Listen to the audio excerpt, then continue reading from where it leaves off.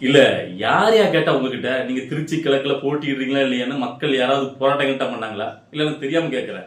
நீங்களா ஒரு நாள் வந்தீங்க, நான் வந்துட்டு அரசியலுக்கு வரப் போறேன், மக்களே நான் வரலாமா வேண்டாமா நீங்களே முடிவு சொல்லுங்க அப்படின்னு சொல்லிட்டு போனீங்க.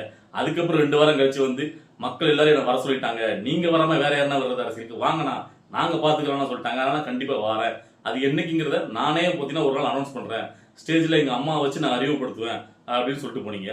திரும்ப இப்ப இன்னைக்கு வந்துட்டு நான் திருச்சி கிழக்குல போட்டியிடல, அது தர்மமாகாது, ஆனா நான் கண்டிப்பா அரசியலுக்கு வருவது உறுதி அப்படின்னு சொல்லிட்டு போறீங்க. இல்ல, தமிழக மக்களை நினைச்சா உங்களுக்கு எல்லாம் எப்படி தெரியுது? சோ அப்படிதாங்க இன்னைக்கு வந்து பாத்தீங்கன்னா நம்மளுக்கு ஒருத்தரை பார்த்து கேட்கணும்னு தோணுச்சு. நிறைய பேருக்கு இப்படிதான் தோணி இருக்கும். சோ அதை பத்தி தான் இந்த வீடியோல ஃபுல்லா பார்க்க போறோம். யாருன்னு உங்களுக்கே தெரிஞ்சிருக்கும். ஆமாங்க, ராகவா லாரன்ஸ். அதாவது நாம முதல்ல ஒரு விஷயத்த சொல்லுவோம், சொன்னா அதை வந்து நிறைய பேர் ஏத்துக்க மாட்டாங்க. அது வந்து அப்படி கிடையாது இப்படி கிடையாதுன்னு பேசுவாங்க. அதான் நம்மளுடைய வீடியோல பார்த்துட்டு கமெண்ட்ஸ்ல இருக்க சில நண்பர்களே நான் பார்த்திருக்கேன். இப்ப அதான் நடந்துட்டு இருக்கு. என்ன கேட்டீங்கன்னா, இன்னைக்கு வந்து பாத்தீங்கன்னா ராகவா லாரன்ஸ் இருக்காருல்ல, அவர் வந்துட்டு வீடியோ வெளியிட்டு இருக்காரு. அதுல என்ன சொல்றாங்க கேட்டீங்கன்னா, நிறைய பேசியிருக்காரு, ஒன்னொன்னா பாத்திரலாம். அதாவது நான் வந்துட்டு திருச்சி கிழக்குல போட்டியிடல, தெளிவா புரிஞ்சுடுங்க. நிறைய பேர் என்ன வந்து ஆபீஸ்ல போகும்போது நான் வரும்போது என்ன பார்க்கும்போதெல்லாம் கேட்கீங்க, அண்ணா என்னன்னா நீங்க திருச்சி கிழக்குல நீங்க தானே போட்டினா வரலையா வரலையான்னு கேட்கறாங்க. சோ நான் வரல, ஏன்னா தர்மம் கிடையாது. ஏன்னா விஜய் அவர்கள் ஹீரோவா இருக்கும் போதே ஒருத்தர் வந்து பாத்தீங்கன்னா போஸ்டர் ஓட்டிட்டு இருந்திருப்பாரு. சோ அவங்க வந்து கட்சி ஆரம்பிக்கும் போதே நிறைய பேர் சேர்ந்து அந்த கட்சிக்காக உழைச்சிருப்பாங்க. சோ அப்படிலாம் இருக்கும்போது நான் போய் அந்த திருச்சி கிழக்குல போட்டிட்டு இருந்தது அவங்களுடைய இடத்த நான் பறிக்கிற மாதிரி, அது தர்மமாகாது இல்ல. ஒருத்தன் வந்து ஒரு விதைய போட்டு செடியா வளர்த்து மரமாக்கி அந்த பழத்தை விளைவிக்கும் போது அந்த பழத்தை போய் நான் பறிச்சா அது நியாயமாகுமா? சோ அது வந்து தப்பு. சோ அதனால அந்த திருச்சி கிழக்குல நான் போட்டியிடல. மற்றபடி அவரும் வந்து பாத்தீங்கன்னா எனக்கு நெருங்கிய நண்பர் தான். சோ அவர்கிட்ட போய் நான் ஏதாவது கேட்கணும்னா தாராளமா பாத்தீங்கன்னா நான் வந்துட்டு என்னுடைய நான் வந்து ஏழைகளுக்கு நிறைய பேர் உதவி பண்ணிட்டு இருக்கேன். அவர் வந்து ஹீரோவா இருக்கும் போதே பாத்தீங்கன்னா ஒருத்தருக்கு ஆபரேஷன் பண்ணி கொடுத்துருக்காரு ஃப்ரீயா, அவருடைய சொந்த காசுல இருந்து நடிகரா இருக்கும்போது. சோ அப்படிங்கும்போது இப்போ போனா நிறைய பேருக்கு 1000 பேருக்கு பண்ணி கொடுப்பாரு. அந்த மாதிரி ஏதாவது உரிமை கேட்க போனா கேட்க போவேன். மத்தபடி வந்து பாத்தீங்கன்னா நான் இதெல்லாம் வந்து பாத்தீங்கன்னா நான் அங்க போய் திருச்சி கிழக்குல நிக்கல அப்படின்னு தெளிவா வெளிப்படுத்துவார். மேற்கொண்டு நிறைய பேசியிருக்காரு, ஒண்ணுன்னா பார்க்கலாம். இதுக்கு நாம என்ன சொல்றோம் கேட்டீங்கன்னா, இதைத்தான் நான் அன்னைக்கே சொன்னேன். அதாவது இங்குள்ள நிறைய பேர் பாத்தீங்கன்னா, அதாவது விச்சுவல் வாரிசு நிறைய பேர் பாத்தீங்கன்னா திருச்சி கிழக்குல லாரன்ஸ் போட்டியிட போறான்னு பயங்கரமா ஃபயர்லாம் விட்டாங்க. அப்ப நான் ஒரு கருத்து சொல்லியிருப்பேன், அது தப்பு. திருச்சி கிழக்குல அதாவது தமிழ் வச்சு காலத்தை சார்ந்தவங்க தான் அந்த யாராவது ஒருத்தவங்க தான் நிக்கணும், அதுதான் சரி. இப்ப யாருக்குமே பாத்தீங்கன்னா வெளியாட்கள் நிறைய பேர் மத்த கட்சியில இருந்து வந்து உள்ள வரதுனால நிறைய பதவிகளும் நிறைய வந்து எம்எல்ஏ இந்த மாதிரி இடங்களும் பறி போகுது. அதுவே அந்த கட்சியில ரொம்ப நாள் உழைச்சவங்களுக்கு கொஞ்சம் வருத்தமா இருக்கு, ஏமாச்சமா இருக்கு. இப்போ புதுசா இவரத்துக்கு அந்த தொகுதியில போட்டா அப்ப எல்லாருக்கும் ஏமாச்சம் நிறைய பேருக்கு வரும்ல.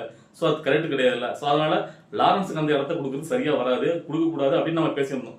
நாம பேசுறது நிறைய பேர் பத்தி நம்மள எப்பவும் விமர்சனம் பண்ணுவாங்கல்ல, நீங்க என்ன முதல்வருக்கு அட்வைஸ் பண்றீங்களா அப்படி இப்படின்னு பேசுறாங்க. சோ இன்னைக்கு அதை நாம சொன்னதான் இன்னைக்கு லாரன்ஸே வெளிப்படுத்திருக்காரு. ஆனா நாம சொன்னதுக்கும் லாரன்ஸ் சொல்றதுக்கும் வித்தியாசம் இருக்கு.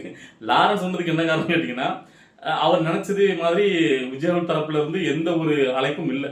அவர் நினைச்சது வேற. என்ன கேட்டீங்கன்னா, முதல் நாள் அவருக்கு சொல்லும் போது ஒரு ஹைப் ஏறும், விஜய் தரப்புல இருந்தே பாத்தீங்கன்னா நம்மளுக்கு ஒரு அழைப்பு வரும், நம்மளை கூப்பிட்டு பேசுவாரு அப்படிங்கிற மாதிரி நினைச்சிருக்காரு. ஆனா இப்ப விஜய் அவருக்கு இருக்கிற லெவல்ல லாரன்ஸ் எல்லாம் கூப்பிட்டு வந்து ஒரு அழைச்சு பேசுவாரா? நல்லா யோசிச்சு பாருங்க. இப்ப அனைவரும் ஆட்சியில பல வருடங்கள் அமைச்சர் பதவியில் இருந்தாங்க, எம்எல்ஏ பதவி இருந்தவங்கலாம் வாசல்ல கிடக்காங்க. அதாவது ஒரு தடையாவது நம்ம முதலமைச்சர் விஜய்ல பாத்திர முடியாதுன்னு சொல்லி அவரை பார்க்க முடியாம அடுத்த கட்ட அதாவது குஷியானதையும் ஆதரவையும் பார்த்து கட்சியில் சேர்ந்துட்டு இருக்காங்க.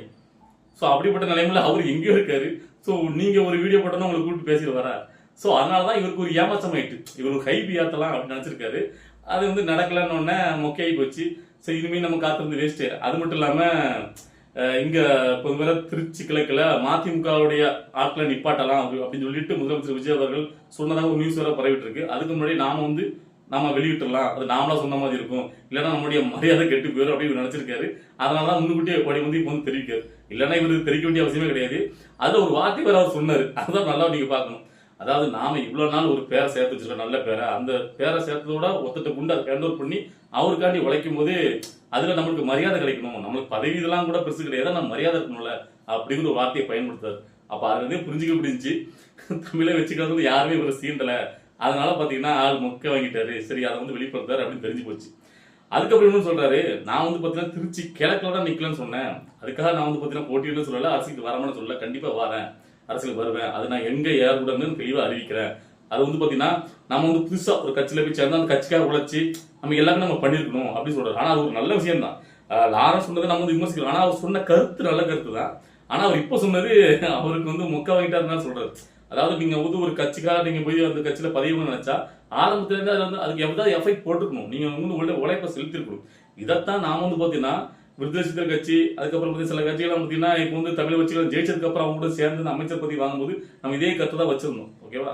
அதாவது நம்ம வந்து பாத்தீங்கன்னா ஒரு பதவி வாங்கினா அந்த அந்த இடத்துல போய் நம்ம வந்து அவங்களுக்காக சப்போர்ட் பண்ணி அவங்களுக்கு அது நம்ம சப்போர்ட்டிவா இருந்திருக்கணும். இதே லாரன்ஸ் அவர்கள் விஜய் அவர்கள் கட்சி ஆரம்பிச்சு வந்த புதுசுல அவர் கூட போய் சப்போர்ட் பண்ணி நான் வாரனா அவர் ஜெயிப்பாரா தோப்பாரான்னு தெரியறதுக்கு முன்னாடியே அவருக்காக நீங்க நின்றுருந்தீங்க அப்படின்னா இப்ப நீங்க அந்த பதவியை நீங்க அனுபவிக்கிறது லாய்க்கு இருக்கு. ஆனா நம்ம ஒண்ணுமே பண்ணாம ஜெயிச்சு முடிச்சு ஒருத்தர் நிக்காரு சிங்கமா நிக்கும் போது இப்ப போய் நான் கூட போய் சேர்ந்துக்கிறோம் யார் மதிப்பா? சோ இவருக்கு அந்த ஒரு இது இருக்கு, விஜய் அவர்கள் இவ்வளவு கூப்பிட்டு பேசணும் இவர் நினைச்சிருக்காரு. சோ அது நடக்கணும்னு தான் முக்கியம் வாங்கிட்டாரு. சரி ஆக மொத்தத்தில் அப்போ ஒன்றும் தெளிவாயிட்டு, இவர் வந்து பார்த்தீங்கன்னா விஜயோட சேர போறது கிடையாது, திருச்சி கிழக்கில் நிற்க போறது கிடையாது, தெளிவாயிட்டு. சில பேர் நினைக்கலாம் திருச்சி கிழக்கில் நிற்கல வேற எங்கேயும் நிற்க போறது கிடையாது, அவ்வளோதான் இங்கே சீன் முடிஞ்சு போச்சு, ஒரே ஒரு இடம் பாக்கி இருக்கு, அண்ணாமலை அவருடன் இவர் சேரதுக்கு வாய்ப்பு இருக்கு. அது வந்து எனக்கு தெரிஞ்சு 99% இவர் அண்ணாமலையோட தான் சேருவார். இதை நான் அன்னைக்கே சொல்லிட்டேன் என்னோட வீடியோல. ஏன்னு கேட்டீங்கன்னா இவர் வந்து பார்த்தீங்கன்னா ரஜினி இவருக்கு வந்து பார்த்தீங்கன்னா வாழ்வெளிச்சவர், குரு, தலைவர் எல்லாமே. ரஜினி கிட்ட எதுவுமே கேட்காம லாரன்ஸ் பண்ண மாட்டாங்கிறது எல்லாருக்கும் தெரியும். ஓகேவா? ஏன்னா இவர் வந்து பாத்தீங்கன்னா ஒருத்தர் எடுபடியா இருக்கும் போதே ரஜினிகாந்த் அவர்களால் தான் இவருக்கு வந்து பாத்தீங்கன்னா டான்ஸ் ஆடுறதுக்கு வாய்ப்பு கிடைச்சு, அதன் மூலியமா தான் இவர் வாழ்க்கை உயர்ந்துச்சு. அதனாலே பாத்தீங்கன்னா ரஜினிகாந்த் எப்படி வந்து பாத்தீங்கன்னா விஜய் கூட இவர் சேரதுக்கு அவர் சொல்லுவாரு, சொல்லுங்க பார்ப்போம். யாருக்குன்னே ரஜினிகாந்த் அவர்களுக்கு விஜய் மேல வன்மம் இருக்கு. என்னடா இது, இந்த பையன் வந்து பாத்தீங்கன்னா முதலமைச்சர் ஆயிட்டாரா அப்படிங்கிற ஒரு காண்டே இருக்கு. அப்படிங்கிற பட்சத்துல அவரு வந்து லாரன்ஸ் மாதிரி கொஞ்சம் சப்போர்ட் பண்ணுங்க அப்படின்னு அனுப்பிப்பாரா? ஸோ அப்படிலாம் கிடையாது. ஆனால் கண்டிப்பாக ஒரு அண்ணாமலையோட தான் சேருவார். ஏன்னா அண்ணாமலை அவர்கள் பார்த்தீங்கன்னா அவருமே ரஜினிகாந்த் அவர்களால் ஈர்க்கப்பட்டவர். ஸோ அதனால பார்த்தீங்கன்னா இவர் வந்து அண்ணாமலையோட சேருவார் அப்படிங்கிறது நம்மளுக்கு யாருமே சொல்லிட்டோம். என்ன ஒன்று கேட்டீங்கன்னா லாரன்ஸ் இந்த முடிவு தான் எடுப்பான்னு தெரியும். இருந்தாலும் லாரன்ஸ் இடையில வந்து பார்த்தீங்கன்னா வந்து பார்த்தீங்கன்னா ஒரு ஹைப் ஏற்றி நம்மளுடைய ஆஃபர் என்ன மாதிரி இருக்கு, நம்ம இப்படிலாம் ஏற்றினா நம்மளுக்கு இருக்கிற ஃபேன்ஸ் ஃபாலோயிங், நம்மளுக்கு இருக்கிற மக்கள் அதெல்லாம் பார்த்து விஜய் நம்மகிட்டே வந்து ஏதாவது கேட்பாரா அப்படிங்கிற எண்ணோட்டம் இருந்திருக்கு. அது ஒன்றுமே இல்லை. உங்களை யாருமே மதிக்க தெரிஞ்ச உடனே வெளிப்படையாக அறிவிக்காது. இனிமே அண்ணாமலையோட சேர போறது மட்டும் தான் இவர் அறிவிக்கணும், வேற ஒன்றும் கிடையாது. ஸோ அண்ணாமலையோட சேரலாம், ஒன்றும் தப்பு கிடையாது. அவரும் பார்த்தீங்கன்னா புதுசாக ஒரு கட்சி ஆரம்பிச்சு வராரு. நீங்களும் பார்த்தீங்கன்னா அதாவது லாரன்ஸ் அவர்களை பொறுத்த வரைக்கும் அவர் வந்து பார்த்தீங்கன்னா நிறைய நல்ல விஷயங்களை பண்ணியிருக்காரு, அதை மாற்றிக்கிறது கிடையாது. இப்போ கூட ரீசெண்டாக கூட நேரத்துக்கு இப்போ மட்டும் வீடியோ கூட நான் பேசியிருப்பேன். அதில் வந்து பார்த்தீங்கன்னா அவருக்கு ஆதாயம் இருக்கா இல்லையா அதெல்லாம் ரெண்டாவது பட்சம். ஆதாயம் இல்லாமல் யாரும் பண்ண மாட்டான். என்ன பொறுத்த வரைக்கும் ஆதாயம் இருக்கோ இல்லையோ, ஆனால் அதனால ஒரு 4 பேர் பயனடைகிறாங்களா, ஏழை மக்கள் ஏழை மாணவர்கள் பயனடைகிறாங்களா, அப்போ எதுவுமே தப்பு கிடையாது. இந்த நாயகன் டைலாக் மாதிரி தான். ஸோ 4 பேர் பயன்படுறா எதுவுமே தப்பு கிடைக்கிற மாதிரி லாரன்ஸ் பண்ற விஷயம் நம்ம நல்ல விஷயம் தான். அதனால அவர் பயனடைஞ்சாலும் அது நல்ல விஷயம் தான் அப்படின்னு நான் சொல்லுவேன். ஸோ அந்த வகையில் அவருக்குன்னு ஒரு பார்த்தீங்கன்னா ஒரு மக்களிடையே பார்த்தீங்கன்னா ஒரு நல்ல பேரை வாங்கி வச்சிருக்காரு.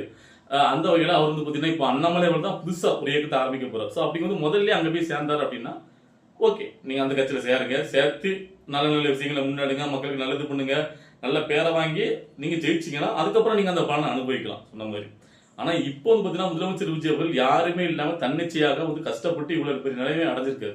இப்போ யாராவது போய் அவருக்கு போய் ஒட்டிக்கணும் அப்படின்னு நினைச்சீங்கன்னா அது ரொம்ப தப்பு. ஸோ இதையும் இப்போ நான் சொல்றேன் கேட்டீங்கன்னா நீங்களே பார்த்துருப்பீங்க. இப்போ சோசியல் மீடியால இப்போ புதுசா நிறைய பேர் வந்து எங்க அண்ணன் முதலமைச்சர் விஜய் அவர்களுக்கு சப்போர்ட் பண்ணிக்கிட்டு அவங்களுக்காக ஏங்கி வீடியோ போடலாம் நான் பாக்குறேன். அப்படிப்பட்ட ஆட்கள்லாம் சில பேர் அப்படிப்பட்ட ஆட்கள்லாம் அதாவது இந்த தேர்தல் பிரச்சார காலத்துல கரூர் விஷயம் சமயத்துல எல்லாம் பாத்தீங்கன்னா அதாவது ஆரம்ப காலகட்டத்தில் விஜய் அவர்களுக்கு சப்போர்ட் பண்ணி நான் வீடியோ போட்டு பார்க்கவே இல்லை. அந்த செலிபிரிட்டிகள் சின்ன சின்ன செலிபிரிட்டிகள் இப்போ வந்து பாத்தீங்கன்னா அவர் முதலமைச்சர் எல்லாரும் ஒட்டிக்கணும்னு ஆசைப்படுறாங்க. ஆரம்பத்துலேருந்து நாங்கள் உங்களுக்கு சப்போர்ட் பண்ணனா அப்படின்னு சொல்லிட்டு அதெல்லாம் நினைக்கும் போது உண்மையிலே எனக்கு சிரிப்பாக தான் இருக்கு. ஏன்னா நாமளாம் பார்த்தீங்கன்னா ஆரம்பத்துலேருந்து முதல்ல விஜய்க்கு சப்போர்ட் பண்ணிட்டு தான் இருக்கோம். என்ன ஒன்று இடையில எப்பவும் பார்த்தீங்கன்னா நம்மளுக்கு மனசு தோன்ற மாதிரி நேர்மையாக சில விஷயங்களை பேசிடுவோம். நம்மளுக்கு இந்த செம்படிக்க வராது. அதனாலே பார்த்தீங்கன்னா நிறைய பேருக்கு நமக்கு பிடிக்காம போகலாம். சரி, அதுக்கு என்ன பண்ண முடியும், நம்மளுடைய ஹேபிட்டே அப்படிதான், அதை எப்படி மாற்ற முடியும். சரி, ஓகே. இப்போ வந்து பாத்தீங்கன்னா ஒரு முடிவு தெரிஞ்சு போச்சா, அதாவது பாத்தீங்கன்னா லாரன்ஸ் வந்து பாத்தீங்கன்னா விஜய் அவர்களே சேர போறது கிடையாது, விஜய் அவர்கள் லாரன்ஸை சீண்டல அப்படிங்கிறது கன்ஃபார்ம் ஆயிட்டு. ஸோ லாரன்ஸ் பாத்தீங்கன்னா அண்ணாமலை அவரோட தான் சேர போறாங்கிறது முடிவாயிட்டு. ஸோ இதெல்லாம் பார்க்கும்போது நம்மளுக்கு என்ன தோணுன்னு கேட்டீங்கன்னா நீங்க யார் வேணாலும் அரசியலுக்கு வாங்க, தப்பே கிடையாது. ஆனா விஜய் வந்துட்டு ஜெயிச்சிட்டாரு, விஜய் 2 வருஷம் முன்னாடி கட்சி ஆரம்பிச்சு உடனே ஜெயிச்சிட்டாரு, ஸோ அதெல்லாம் நாமளும் போன உடனே ஜெயிச்சிடலாம் அப்படிங்கிற இந்த கனவு உலகத்தோட வராதிங்க. விஜய்ங்கிறவர் வேற, நீங்கெல்லாம் வேற. அதை நல்ல தயவு செஞ்சு மைண்ட்ல ஏத்திடுங்க. அப்புறம் மாதிரி இன்னொருத்தர் ஜெயிக்க முடியாது அடிச்சு நான் சொல்றேன். அவர் ஜெயிச்சதே அது வந்து வேற மாதிரி. அது வந்து அவருக்கு இந்த பிரபஞ்சமே சப்போர்ட் பண்ணிச்சு. எல்லாருக்கும் அப்படி சப்போர்ட் பண்ணாது, எல்லாராலையும் அந்த கான்பிடன்ட்ல வந்து ஜெயிக்க முடியாது. ஸோ ஆனால் அவரோட ஒப்பிட்டு அவரே வந்து ஜெயிச்சிட்டாரு, அப்போ நாமளும் போனால் ஜெயிச்சிடலாமா அப்படிங்கிற தாட் வரக்கூடாது. நாம முன்னாடி இருந்து நம்மளுக்கு இந்த அரசியலுக்கு வரணும் என்ன இருக்கணும், மக்களுக்கு ஏதாவது பண்ணணுங்கிற ஆர்வம் இருக்கணும். ஸோ அதன் மூலியமா நீங்க அரசியலுக்கு வாங்க, வந்து மக்கள் நல்லது பண்ணுங்க, மக்கள் சப்போர்ட் பண்ணுவாங்க. ஸோ அதை மட்டும் இந்த இடத்துல நான் தெளிவா சொல்லிக்கிறேன். ஓகேவா? இதை பார்க்கும்போது உங்களுக்கு என்ன தோணுது, நீங்க என்ன சொல்லணும்னு நினைச்சீங்கிறத கமெண்ட்ஸ்ல கமெண்ட் பண்ணுங்க. அதுக்கு முன்னாடி இப்ப நான் பேசுறேன்ல, இந்த ஸ்பீச் உங்களுக்கு கிளியரா கேட்குதா? என்னுடைய நண்பர்கள் சகோதர சகோதரிகிட்ட கேட்குறேன்.